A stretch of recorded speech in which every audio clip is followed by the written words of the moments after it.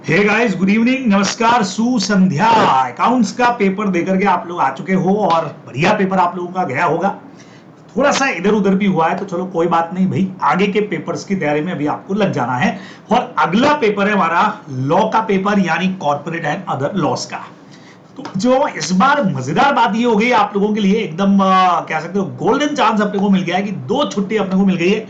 मतलब आज का शाम का दिन जो है 3 तारीख वाला, वो तो आपके पास है ही है। 4th और 5th भी पूरे पूरे आपके पास है, क्योंकि पेपर आपका होने वाला है 6th को। इट मींस अपने पास बहुत बढ़िया टाइमिंग जो है वो एग्जाम्स की तैयारी के लिए मिलने वाला है। तो पूरा पूरा इसको यूज करना है ना। ये मत सोच लेना कि यार चलो आज का दिन तो आराम से रेस्ट वेस्ट कर ली जाए, कल सुबह से पढ़ाई स्टार्ट करेंगे। नहीं भाई, हाँ ये जरूर है कि अगर एक दिन का ही गैप होता तो मैं आपको कहता कि भाई फटाफट से आधे 1 घंटे का गैप लो और पढ़ने बैठ जाओ। चलो आज के लिए आप 1-1.5 घंटे का, हाँ 2 घंटे का भी गैप ले लेंगे और उसके बाद पढ़ाई स्टार्ट करेंगे तो चलेगा, लेकिन पढ़ाई तो करनी पड़ेगी आज से ही शुरू। तो आप लोगों के लिए एक छोटा सा शेड्यूल मैंने बनाया है जिस पर हम लोग डिस्कस कर लेते हैं। वैसे हर किसी का अपना एक पैटर्न होने वाला है, देखो ना, सबका अपना अपना एक पढ़ाई का तरीका होता है। लेकिन यहां थोड़ी सी गाइडलाइन मैं आपको दे देता हूं कि भी आप चाहें तो इस तरीके को यूज कर सकते हैं, तरीका इस्तेमाल कर सकते हैं, ताकि जैसा आपको ठीक लगे हम अपना प्रिपरेशन जबरदस्त तरीके से बस करना है आपको, ठीक है। तो बच्चों आप लोग जानते हैं चैप्टर वाइज वेटेज में कंपनीज एक्ट हमारा 60 मार्क्स का यहां पे रहने वाला है और करीब 40 मार्क्स का हमारा अदर लॉ का पूरा पोर्शन है, और इनकी भी अलग अलग से मार्किंग है ना। तो अब अगर मार्किंग वाइज भी बात करूं तो मुझे ऐसा लगता है कि सीक्वेंस में आप ये कब करते हैं, आज रात से शुरू करते हैं, कल करते हैं, परसों करते हैं, एग्जाम वाले दिन सुबह का दिन तो रिवीजन का रख लेना चाहिए आपको, क्योंकि 2 दिन मिल रहे हैं तो बहुत अच्छा टाइमिंग है। सबसे पहले मुझे लगता है कि बच्चों इंडियन कॉन्ट्रैक्ट एक्ट को अपने को हाथ में लेना चाहिए। उसके पीछे सबसे बड़ा रीजन ये है कि लेटेस्ट में आप लोगों ने इंडियन कॉन्ट्रैक्ट एक्ट को करके भी रखा होता है, जनरली पढ़ा होता है। हाँ कुछ लोग बीकॉम के एग्जाम साथ में दे रहे होते हैं तो उस हिसाब से भी थोड़ा बहुत नॉलेज में होता है और थोड़ा इजी पड़ता है। और 12 to 14 मार्क्स का पोर्शन है, तो इसीलिए मुझे लगता है कि फर्स्ट प्रायोरिटी पे आप लोगों को पहले इंडियन कॉन्ट्रैक्ट एक्ट के तीनों चैप्टर्स जो हैं वो उनको कर लेना चाहिए। एक बढ़िया काम इस बार आप ये भी कर सकते हो, क्वेश्चन आंसर्स भी गो थ्रू कर सकते हो। हर बार तो क्या होता है कि एक दिन का टाइमिंग होता है तो यार फटाफट से चैप्टर रिवाइज करें या क्वेश्चंस करेंगे, यार क्या करें। इस बार बढ़िया चीज अपने पास में थोड़ा टाइम है अपने पास में बच्चों, तो इन चैप्टर्स के क्वेश्चंस भी है ना, क्वेश्चन बेस्ड रिवीजन जो है वो मैंने डाल रखा है बराबर से, तो आप वहां से क्वेश्चंस को देख सकते हैं। पूरे क्वेश्चंस को फटाफट वीडियो भी देख लेंगे, आप लोगों को नोट्स लेकर के बैठना और वो क्वेश्चंस देखते जाना, जो मैं फटाफट कराता जाऊंगा तो आपको रिकॉल भी होता रहेगा। तो क्वेश्चंस भी इस बार रिटर्न कुछ नहीं करना है, लेकिन ओरली खटाखट फटाफट आप लोग चीजों को तैयार कर सकते हो। तो पहले तो इंडियन कॉन्ट्रैक्ट एक्ट संभाल लो भाई। अब इंडियन कॉन्ट्रैक्ट के बाद मुझे लगता है कि अदर लॉस के बाकी पोर्शन बाद में करने चाहिए। पहले अपना एकदम जो जबरदस्त वाला हमारा मेन पॉइंट है वो अपने को हाथ में लेना चाहिए, और वो मेन पॉइंट आप लोग जानते हो हमारा क्या है, कंपनीज एक्ट का हमारा पोर्शन जो है। अब कंपनीज एक्ट को मैंने वैसे भी 3 पार्ट में डिवाइड करके रखा है, तैयारी के हिसाब से और मार्क्स के हिसाब से भी है। मुझे लगता है सेकंड नंबर के ऊपर कंपनी लॉ के अंदर बच्चे लोगों अपने को ये वाला पोर्शन तैयार करना चाहिए पूरा का पूरा, यानी आपका डिविडेंड अकाउंट्स एंड ऑडिट वाला जो चैप्टर है बच्चों, ये 21 से 24 मार्क्स का है, यानी सब में से सबसे ज्यादा वेटेज इसी का है ना। और चैप्टर सिर्फ 3 ही है, जिनमें भी जो बोथ ग्रुप करने वाले हैं उनका ऑडिटर्स वहां से भी कवर हो चुका होता है। अकाउंट्स का और डिविडेंड का बहुत सारा पोर्शन आप लोग अकाउंट्स के अंदर करके आए होते हो, तो आप इसमें काफी कंफर्टेबल भी होते हो। तो मुझे लगता है सेकंड नंबर पे अपने को ये 3 चैप्टर्स मजबूती के साथ में, अच्छा इनमें से आप जानते हो प्रैक्टिकल क्वेश्चंस भी बनते हैं बच्चों, डिविडेंड से भी, अकाउंट्स ऑफ कंपनी से सीएसआर के क्वेश्चंस भी बनते हैं। तो ये प्रैक्टिकल वाला पार्ट भी अपने पास में टाइमिंग है, तो कुछ क्वेश्चंस फटाफट से गो थ्रू आप लोगों को कर लेने चाहिए बराबर से। फिर उसके बाद में अगला पोर्शन मुझे लगता है कि इनमें से अपने को अब ये वाला ले लेना चाहिए, है ना।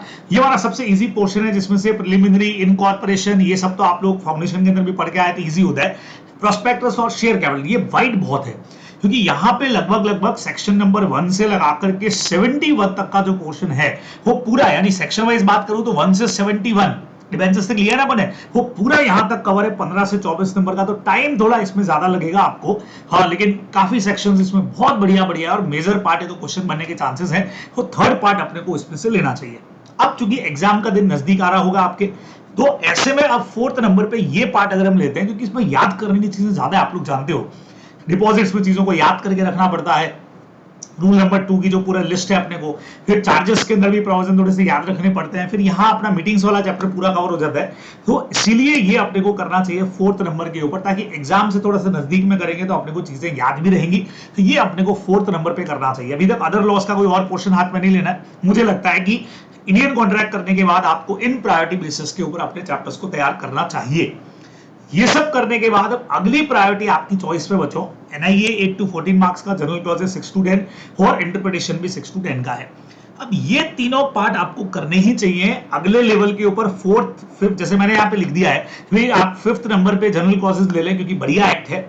6 नंबर पे आप लोग एनआईए ले, लास्ट में जाकर के इंटरप्रिटेशन करें, क्योंकि इंटरप्रिटेशन में भी कई लोगों से मुझे बात है कि सर उसमें तो याद ही करना पड़ेगा, अलग अलग मिस्टीफ रूल है तो उसको रट्टा मारना है हमको, मतलब समझना है लेकिन साथ में चीजें तो याद करनी पड़ेगी।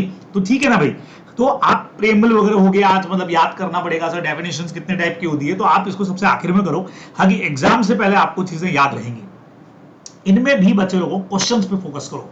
फिक्स क्वेश्चंस बनते हैं, आप लोगों के पास में क्वेश्चन बैंक है ऑलरेडी, तो एनआईए के क्वेश्चंस फटाफट अगर पूरा एनआईए रिवीजन में तुमको लग रहा है बहुत मुश्किल है, मैंने वीडियोस एनआईए के डाल रखे हैं, रिवीजन वीडियोस, अगर लगता है सर पूरा एनआईए इतना तो हम कैसे याद करेंगे, वो बच्चे लोगों क्वेश्चन बैंक उठाओ, क्वेश्चंस करने शुरू करो, फटाफट गो थ्रू करो, उसमें जो जो प्रोविजन आते हैं उनको याद करते जाओ, क्योंकि क्वेश्चन घूम फिर के वही आते हैं। तो उसमें सारे इंपॉर्टेंट प्रोविजन भी अंदर आपको मिल जाएंगे और क्वेश्चन का पैटर्न भी पता लग जाएगा। क्योंकि 2 दिन का टाइम है तो इसलिए मैं आप फोकस ज्यादा कर रहा हूं कि यार क्वेश्चंस वाला काम भी कर लो तो आपको मजा आ जाएगा। ठीक है, तो ये सीक्वेंस आप लोग फॉलो कर सकते हो। बहुत फटाफट से आप लोगों को मैं बता रहा हूं कि क्या कुछ करना चाहिए।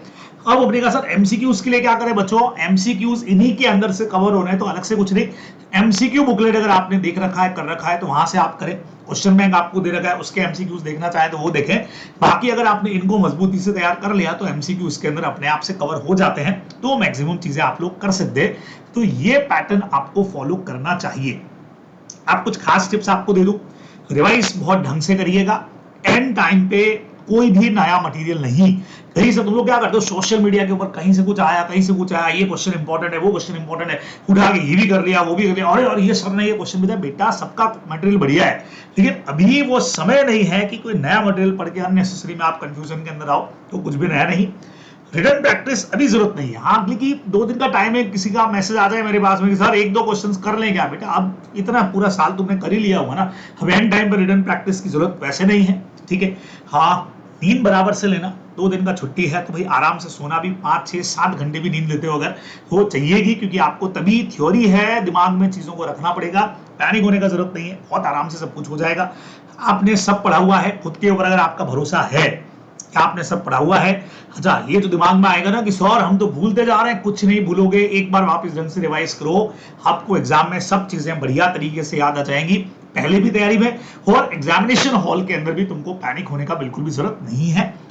हम पे भरोसा रखिए भाई, हम पे भी भरोसा रखिए, बराबर अच्छा हम लोगों ने पढ़ाया है, जहां से भी आप पढ़े सब फैकल्टीज ने आपको बहुत जबरदस्त तरीके से पढ़ाया है, तो उन पर भी भरोसा रखें।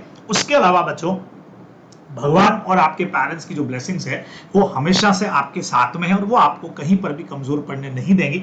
101% तो बिल्कुल फेथ के साथ में बढ़िया तैयारी कीजिए, बढ़िया नंबर लेकर के आइए और सब कुछ अच्छा ही होने वाला है। ठीक है, कहीं पर भी अगर कोई डाउट लगता है, किसी प्रोविजन को लेकर के कंफ्यूजन होता है, तो बराबर मेरे व्हाट्सएप नंबर आप लोगों के पास में है, नहीं है तो यहाँ पे मैंने आपके साथ में फिर से शेयर कर दिए हैं, आप मुझे मैसेज कर सकते हैं, अर्ली जवाब आप लोगों को मिल जाएगा। बैचेस टाइम पे जब मैं होऊंगा तो हो सकता है जवाब नहीं दे पाऊं, लेकिन एज अर्ली एज पॉसिबल, क्योंकि मुझे भी पता है कि आपके पास बहुत शॉर्ट टाइमिंग है, तो फटाफट से ट्राई करूंगा एज यूजुअल, जैसा मैं हमेशा करता हूं कि आपके क्वेश्चंस के जवाब बहुत फटाफट से आप लोगों तक पहुंच जाए। ठीक है, बराबर, तो बढ़िया तैयारी करिएगा बच्चे लोगों, जबरदस्त तरीके से। All the best.